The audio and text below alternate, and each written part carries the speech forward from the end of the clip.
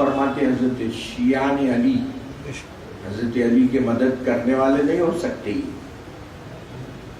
کہ جن کے بارے میں حضرت علی ایسا فرما رہے ہیں.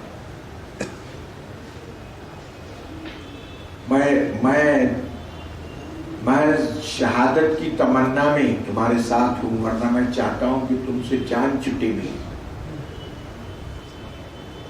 تو کیا ایسے لوگ مخلصین ہو سکتے ہیں؟ وہ پورے سازشی اور منافقین گروپ تھا.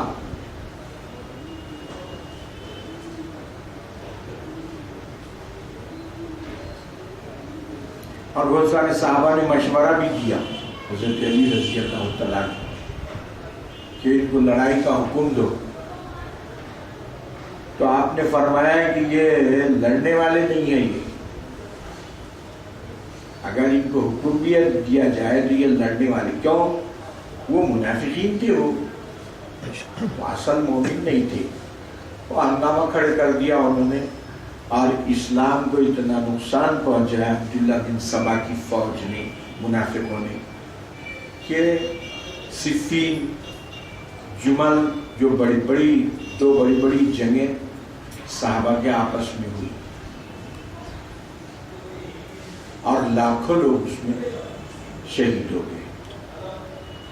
اور آخر کار وہ جو سلسلہ ان کا یہودیوں کا جو اسلام کو نقصان پہنچانے کا ہے آج تک چلا ہوا ہے.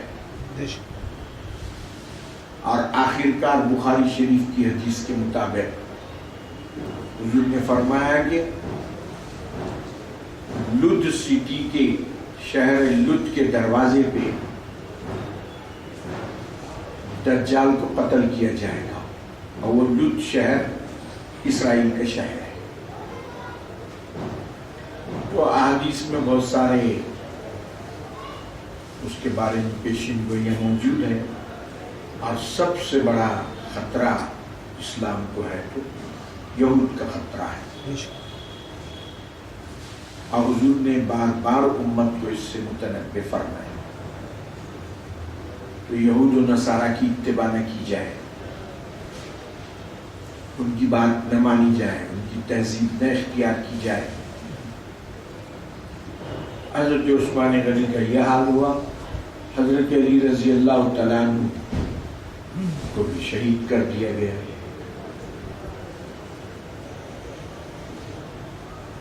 خود رسول پاک علیہ السلام کے ساتھ احد کی جو لڑائی ہوئی تو اس میں 1000 گئے، لیکن 300 آئین میدان جنگ سے واپس آئے.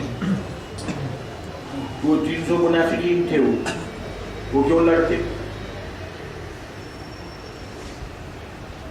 تو اس طرح صحابہ کے دور میں بھی یہ سارا جتنا ہنگامہ ہم کو جو نظر آتا ہے حضرت عثمان غنی، حضرت علی رضی اللہ تعالیٰ عنہ کے دور میں اور بعد کے دور میں، یہ سب سبائیوں کا ہے. حادثہ کربلا کے بعد بھی مختار ثقفی کے نام سے ایک شخص سبائیوں میں سے کھڑا ہو گیا، مختار ثقفی، اور اس نے وہ کربلا میں جن لوگوں نے کام کیا تھا ان کو قتل کرنا شروع کر دیا، اور اس میں کئی معصوم لوگوں کو بھی قتل کر دیا گیا. یہ بڑا فتنہ تھا جس کے حضرت عثمان غنی رضی اللہ تعالیٰ عنہ کی شہادت ہوئی اس سے. اور بڑے عجیب و غریب واقعات احادیث میں ملتے ہیں، روایتوں میں ملتے ہیں اس بارے میں. حالانکہ حضرت عثمان غنی رضی اللہ تعالیٰ عنہ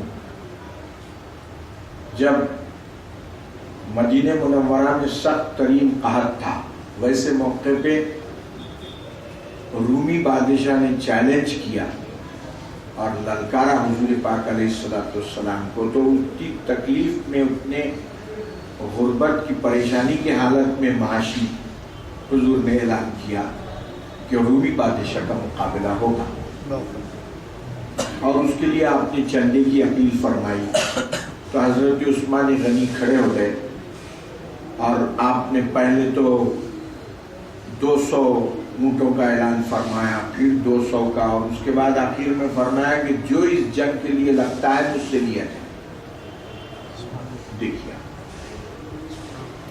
اور جیسے کہ حدیث میں آتا ہے کہ آپ نے ہزاروں دینار اور اشرفیاں لا کے حضور کی گود میں ڈال دی اور حضور صلی اللہ علیہ وسلم ان کو اپنے ہاتھ میں گھماتے جاتے تھے اور فرماتے تھے ما ضر عثمان ما عمل بعد اليوم، آج کے بعد عثمان جو بھی عمل کریں گے ان کو نقصان نہیں ہوگا. دیکھیے مرتبہ حضرت علی رضی اللہ تعالیٰ عنہ سے خود روایت ہے، فرماتے ہیں کہ حضور نے ارشاد فرمایا کہ پہلے تو حضرت رقیہ سے شادی ہوئی مکہ مکرمہ میں، اور بدر کے واقعے میں جب ان کی وفات ہو گئی تو پھر ام کلثوم حضور کی دوسری صاحبزادی آپ نے دی. ان کا بھی جب انتقال ہوا تو حضور نے فرمایا کہ میرے پاس تیسری بیٹی ہوتی تو بھی تم کو دیتا. اب دیکھیے،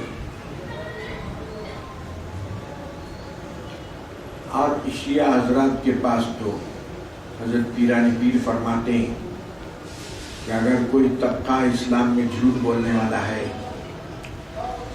تو یہ لوگوں کا ہے. جو من میں آیا روایتیں، جو من میں آیا باتیں. بانی جامع نظامیہ نے مقاصد الاسلام کا حصہ ششم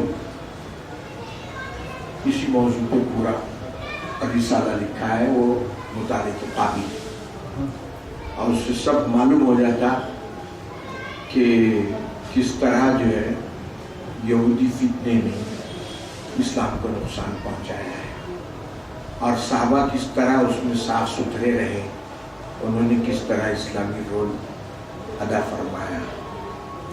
حضرت عثمان غنی رضی اللہ تعالیٰ عنہ نے متعدد عقد فرمائے. خود حضرت رقیہ سے بچے ہوئے لیکن بچپن میں انتقال کر گئے، اور دوسری بیویوں سے حضرت کو جو ہے 7 بیٹیاں تھیں اور 9 بیٹے تھے. 16 اولاد اللہ سبحانہ تعالیٰ نے آپ کو عطا فرمائے. اور حضرت علی فرماتے ہیں کہ آسمان میں حضرت عثمان کو ذوالنورین پکارا جاتا تھا، 2 نور والے. اور 2 نور سے مراد ایک نور یعنی 2 بیٹیاں، حضور کی 2 بیٹیاں کسی بھی شخص کی عقد میں تاریخ اسلام میں کسی کو نصیب نہیں ہوا ہے کہ ایک نبی کی 2 بیٹیاں اس کے عقد میں آئی. حدیث میں آتا ہے کہ ایک مرتبہ حضور پاک علیہ السلام گھر میں بیٹھے ہوئے تھے اور آپ اپنے پیر دراز کیے ہوئے تھے اور ایک پہ سے تھوڑا کپڑا ہٹا ہوا تھا. حضرت ابوبکر تشریف لائے، آپ ویسی بیٹھے. حضرت عمر آئے، آپ ویسی بیٹھے. حضرت عثمان جب آنے لگے تو آپ نے پیر درست فرمائے اور کپڑا بھی درست فرمایا. تو پوچھا گیا کہ یہ کیا بات ہے؟ تو فرمایا کہ ان سے فرشتے بھی حیا کرتے ہیں، تو اس لیے میں کیوں نہ حیا کروں. سخاوت کے تو بے شمار واقعات حضرت عثمان غنی رضی اللہ تعالیٰ عنہ کی تاریخ میں موجود ہے. چنانچہ ایک مرتبہ قحط پڑا تو حضرت ابوبکر صدیق رضی اللہ تعالیٰ عنہ کے زمانے میں قحط پڑا تو مدینے کے لوگ پریشان ہو گئے. حضرت عثمان غنی کا قافلہ بہت بڑے تاجر تھے، نام ہی ان کو حضور نے غنی دے دیا تھا. تو جب قافلہ آیا غلے سے لدا ہوا تو مدینے کے جو تاجر تھے یہود آپ کے پاس حاضر ہو گئے اور بولے 1 روپیے کا 1 روپیہ آپ کو دے دیتے ہیں نفع. تو آپ نے فرمایا نہیں، بڑھاؤ. بڑھاتے بڑھاتے وہ 5 روپیے پہ آ گئے. ہم روپیہ بول رہے ہیں جو بھی اس زمانے کا سکہ ہوگا. تو آپ نے فرمایا نہیں اور بڑھائیے. تو آپ نے فرمایا نہیں، میرے کو اس سے زیادہ مل رہا ہے. تو لوگ بولے مدینے کے تاجر تو ہم لوگ ہیں، اب اس کے علاوہ آپ کو کہاں مل رہا ہے؟ سارے تاجر تو ہم ہیں اور ہم تو نہیں لیں گے۔ تو آپ نے فرمایا کہ نہیں، مجھے اس سے زیادہ مل رہا ہے، اور حضرت ابو بکر کی خدمت میں جا کے پورا کی پورا غلہ مدینے کے فقراء کے لیے وقف کر دیا، اور فرمایا کہ اللہ سبحانہ و تعالیٰ 1 کے 10 دیتا ہے۔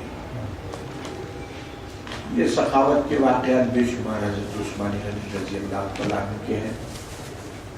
اللہ سبحانہ و تعالیٰ ان کی خدمات کا مکمل صلہ ان کو عطا فرمائے، ان پر اپنا فضل فرمایا، اور ہم کو ان کی سیرت پڑھنے، سمجھنے اور عمل کی توفیق عطا فرمائے۔ صلی اللہ تعالی علی خیر خلقہ محمد۔